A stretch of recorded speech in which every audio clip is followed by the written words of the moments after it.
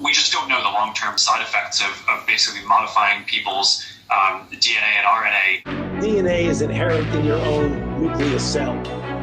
We just don't know the long-term side effects of basically modifying people. Last week, Facebook announced they are, quote, expanding their efforts to remove false claims on Facebook and Instagram about COVID-19 vaccines. Let's take a look at Facebook's most updated COVID-19 vaccine policy. The real kicker is right here in the policy where Facebook says it would remove any content that, quote, claims the COVID-19 vaccine changes people's DNA.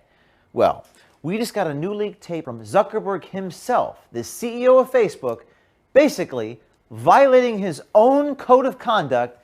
He would be censored on the platform today for what he said. I share some caution on this because we just don't know the long-term side effects of basically modifying people's DNA and RNA. So when Zuckerberg said, quote, basically, the vaccine is modifying people's DNA, it seems pretty clear modifying is synonymous with changing. Again, Zuckerberg would be banned from Facebook for saying this. This video of me showing the CEO of Facebook talking might be banned, but then Zuckerberg on November 30th in a public live stream Q&A appears to somewhat change his tune. And my understanding is that these vaccines do not modify your DNA or RNA.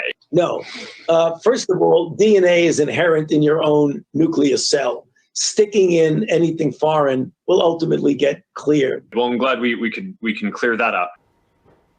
Yeah, I'm glad we could clear that up. Isn't it interesting that Zuckerberg can vastly involve his thinking on the subject of vaccines? As soon as he's made up his mind, or appears to have made up his mind on the topic, he disallows the almost 3 billion Facebook users to do the same.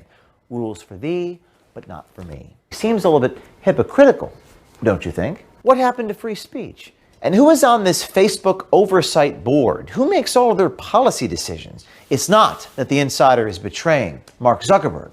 It's that Mark Zuckerberg is betraying what Facebook ought to stand for. We would know none of this, but not for the fact that we have a brave Facebook insider. Be brave, do something,